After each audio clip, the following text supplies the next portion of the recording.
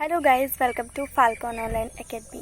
कैसे हैं आप सब? आई होप आप सभी लोग बहुत अच्छे होंगे।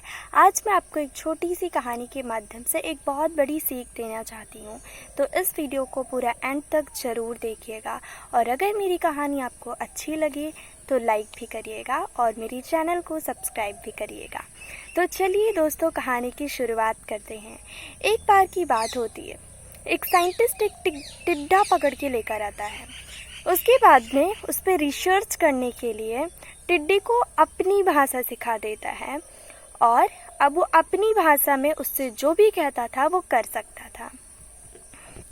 तो फिर साइंटिस्ट उसको बोलता है कि कूदो। अब टिड्डा बहुत तेज़ी से दूर तक कूदता है। फिर उसकी एक टांग तोड़ दी जाती है। साइंटिस्ट उसका एक टांग तोड़ देता है। दोबारा वो बोलता है कूदो।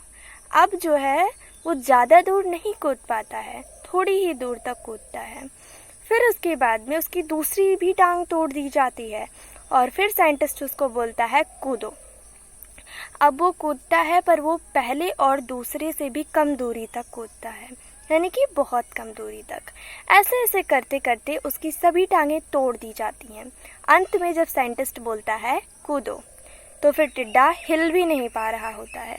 और ये जो भी घटना होती है वो साइंटिस्ट अपनी डायरी में नोट करता है कि कैसे मैं टिड्डे को बोल रहा था कूदने के लिए और ये धीरे धीरे दूरी कम करती जा रहा था। अब ये तो एक छोटा बच्चा भी जानता है कि इसका मतलब क्या निकलता है। इसका मतलब निकलता है कि जब धीरे धीरे एक एक चीज़ें ख़त्म होने लगती हैं हमारी ज़िंदगी से, तो हम कमज़ोर पड़ने लगते हैं।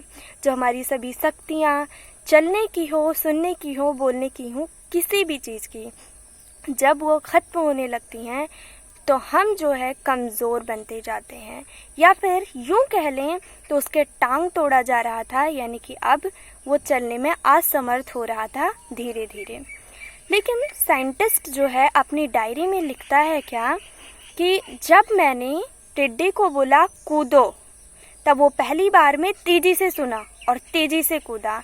और जब मैंने उसका एक टांग तोड़ दिया और दोबारा बोला कूदो, तो वो और थोड़ा कम सुनना स्टार्ट कर दिया और इसलिए थोड़ी दूर तक ही कूदा। फिर जब मैंने उसका दूसरा टांग भी तोड़ दिया, अब फिर बोला उसको कि कूदो, तो अब और भी कम सुनने लगा और बहुत ही कम दूरी तक कूदा। और ऐसे ऐसे करते करते अंत में तो जब मैंने उससे बोला कूदो तो बिल्कुल सुन ही नहीं पा रहा था, इसलिए वो हिला भी नहीं अपनी जगह से। अब गाइस, इसका मतलब क्या निकलता है, आप लोग भी अपनी राय कमेंट बॉक्स में ज़रूर दीजिएगा। इससे मैं आपको ये समझाना चाहती हूँ कि कभी कभी हम किसी चीज़ों को बहुत जल्दी जज कर लेते हैं, जो हमें नहीं करना चाहिए। हमें पहले उसको अच्छे से समझना चाहिए कि मामला क्या है। कोई चीज़ अगर हमारी ज़िंदगी में हो रही है तो क्यों हो रही है। और हाँ गाइस, मैं आपको बताना चाहती हूँ कि मैं हूँ फाल्कन ऑनलाइन एकेडमी की ऑनर। मैं इंग्लिश सिखाती हूँ बच्चों को। आप भी अपना और अपने बच्चों का एडमिशन ज़रूर कराइए हमारे ऑनलाइन क्लास में, ताकि आप भी इंग्लिश सीख पाएँ और अपने फ्यूचर में कुछ बड़ा कर पाएँ। Thank you so much everyone. Call on this number.